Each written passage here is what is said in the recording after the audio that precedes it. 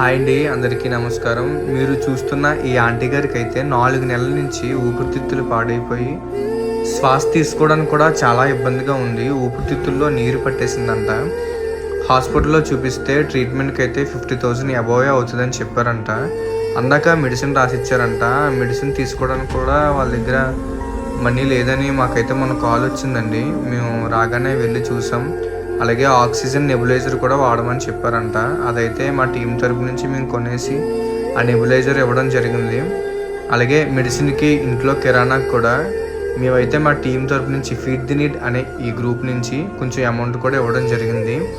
మీరు కూడా వాళ్ళకి హెల్ప్ చేయాలనుకుంటే ఖచ్చితంగా ఇక్కడున్న నెంబర్కి కాంటాక్ట్ అవ్వండి. వాళ్ళకైతే చాలా నీడ్ ఉంది. ఎంతవరకు హెల్ప్ చేయాలనుకుంటే అంతవరకు కూడా మేము చేసాము. మీరు కూడా ఎవరైనా వాళ్ళకి హెల్ప్ చేయాలనుకుంటే ఖచ్చితంగా కూడా కాంటాక్ట్ అవ్వండి, వాళ్ళకి హెల్ప్ చేయండి.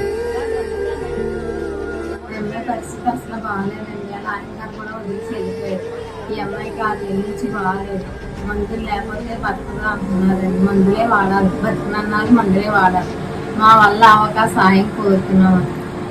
అందుకనండి ఆ పిల్ల కొంచెం బతుకుతుంది మీ వల్ల అని చెప్పి మిమ్మల్ని సాయం చేయమని అడుగుతున్నాను. సాయం చేసినందుకు చాలా థ్యాంక్స్ అండి. పిల్లలు మాట్లాడలేకపోతుంది, అందుకని నేను మాట్లాడుతున్నాను.